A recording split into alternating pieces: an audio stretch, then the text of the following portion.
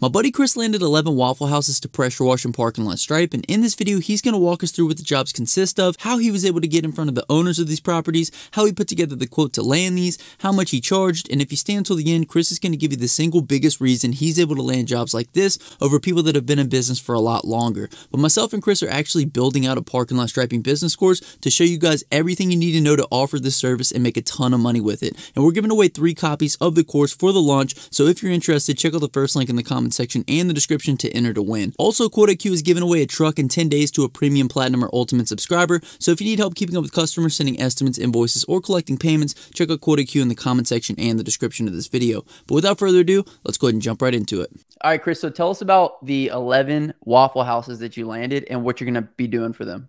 Yeah, we landed 11 Waffle Houses doing some parking lot striping and some pressure washing for all of the locations, the corporate locations that are in my state. With regards to pressure washing, are you doing all the concrete, the building, dumpster pads? What's included?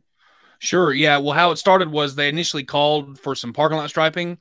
We gave them a quote for the striping, but whenever I was on site, I noticed that the building was really dirty, and then the concrete was pretty dirty as well. So I actually took some pictures, and then I sent the parking lot striping quote along with the pressure washing upsell. And then we actually landed parking lot striping and pressure washing, all the corporate locations in my state, doing both of those services. That's one of the things that people miss out on whenever they're quoting some of these commercial properties is all the upsells on the property. So you're somebody who offers parking lot striping predominantly. However, you're able to capitalize on some of the pressure washing stuff.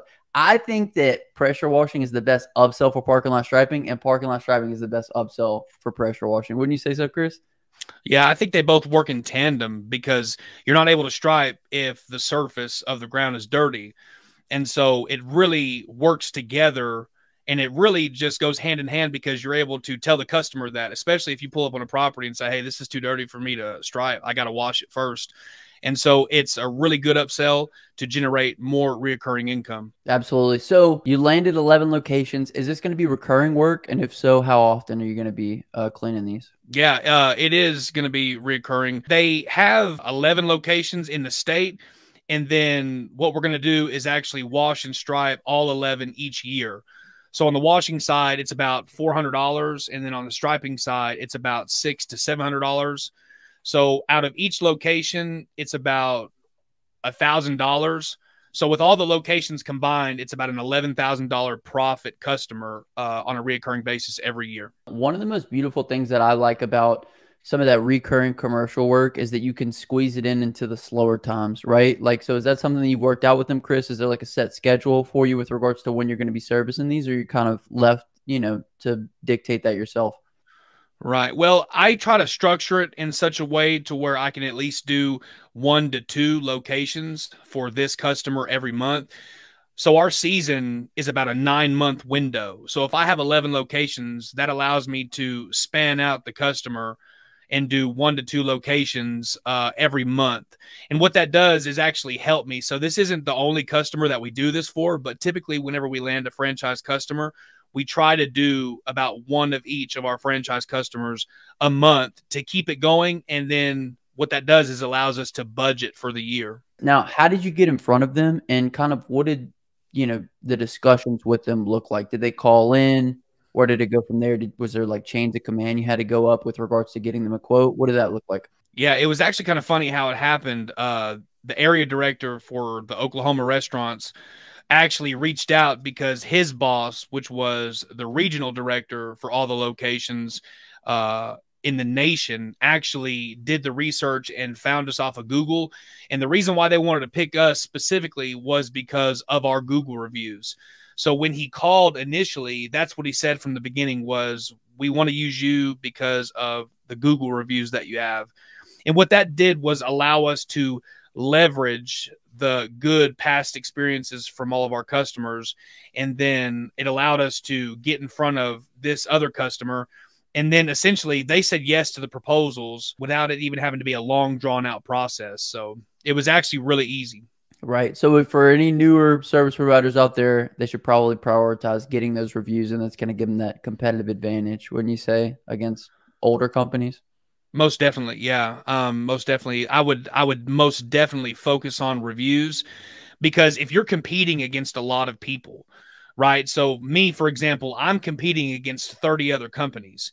Someone else might be competing against 5 or 6 other companies, right? So for someone like me that's competing against a lot of other companies, it's important for me to utilize my customer review link in order to get that validation from other customers. Because when they look at you and they see you in Google and they're scrolling down, you might be the ninth person down.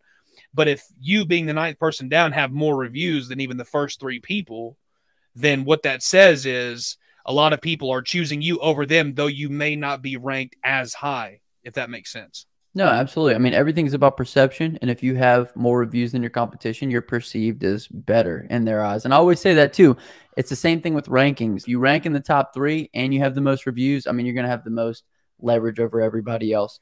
So let's talk a little bit, Chris, about how you put together the quote for this one. They called in, they had 11 locations. Did you look at all these individually and quote them, or did you kind of look at them and blanket quote them, kind of give the same price for all of them? What did that look like? Sure. Yeah. Well, I gave the same price for all of the pressure washing because the properties have a very large amount of concrete. And I knew even going at 5 cents per square foot that it was still going to be very high. So what I did is I worked out a deal with them on the pressure washing side to essentially wash all the high traffic areas. So that's your concrete directly in front of the building, and then the parking areas that are immediately in front of the building. So just your high traffic areas. And I think we charged them like $400, and it takes us about 2.5 hours to wash it. So that's on the washing side. And then on the striping side, we charge by linear foot. And so you might come across a location that's a lot smaller than another one.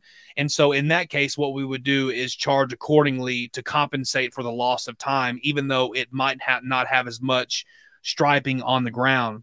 And so typically the general range for each location on striping is about $600 to $700, and then the washing is about $400.